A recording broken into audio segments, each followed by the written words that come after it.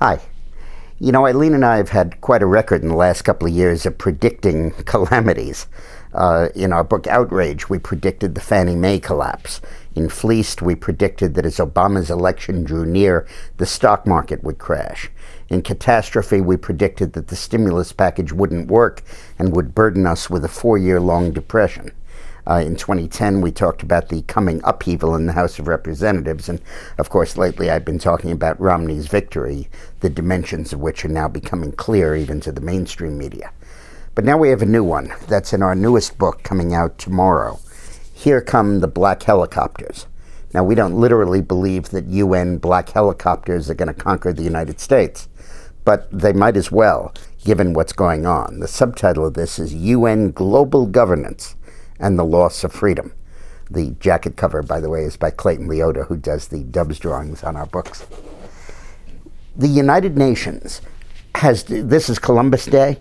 Well, it's when he discovered the New World. Well, the UN has just discovered America and is determined to plunder us and tax us and take our money and distribute it throughout the third world dictatorships that are its real constituency, that comprise the majority of their General Assembly, to whose tune they dance. It's incredible what's going on. This is Obama's plan for the second term. He can't talk about it now in the campaign, but this is what he's planning to do, and the hallmarks are all around us.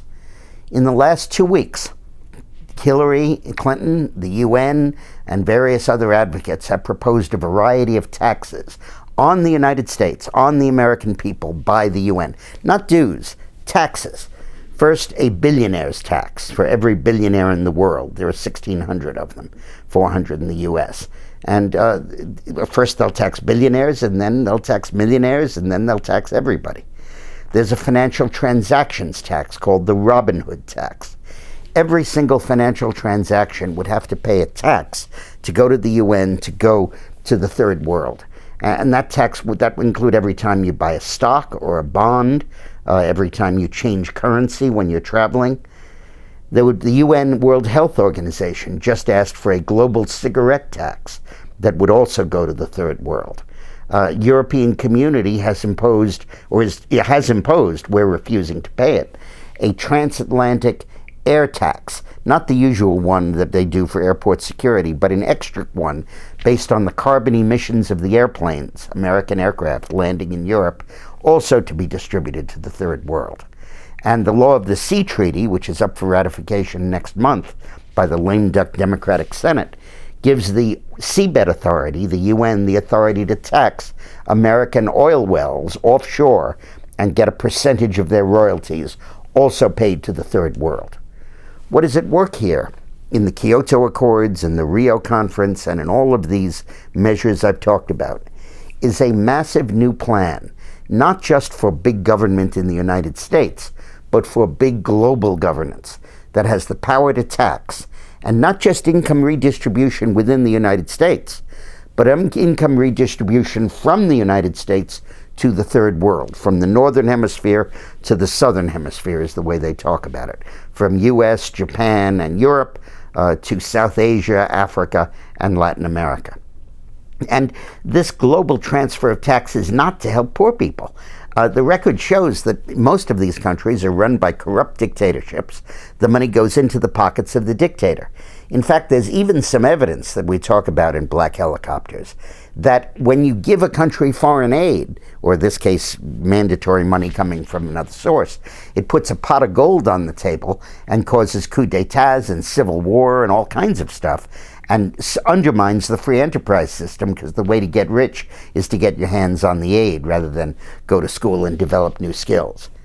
Now, in the lame duck session that's coming up, we warn that Obama is planning a series of treaties that he will sign, which will obligate the United States in perpetuity until the Senate either rejects it or a new president renounces it.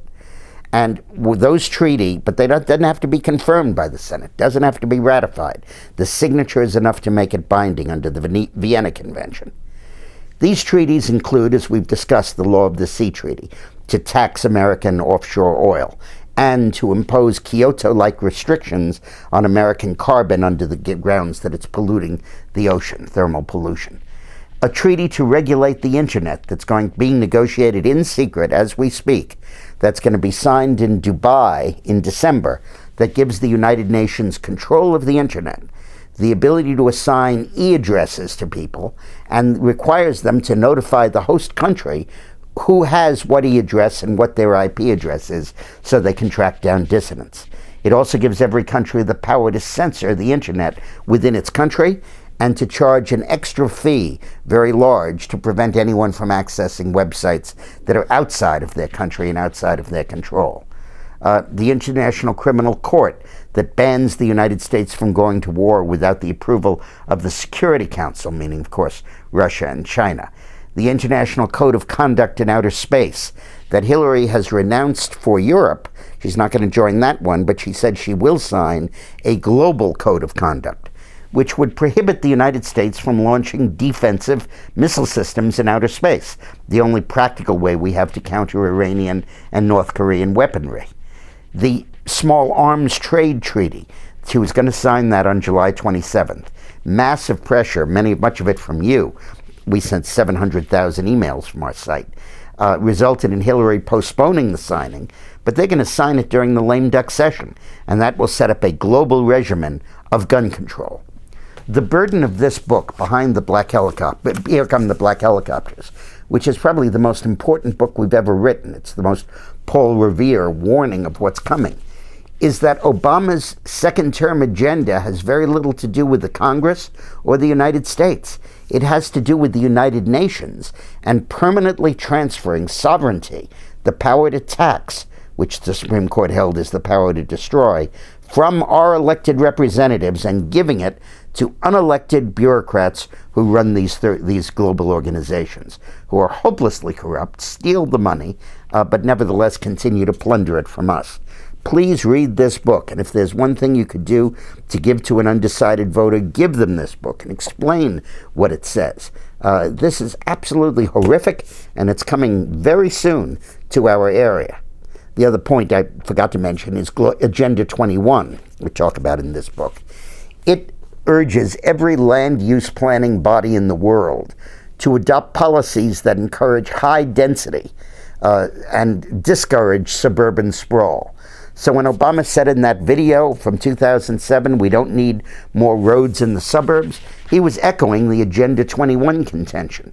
What they want to do is to move us all into cities so we don't use the automobile and we walk, take mass transit, or bike.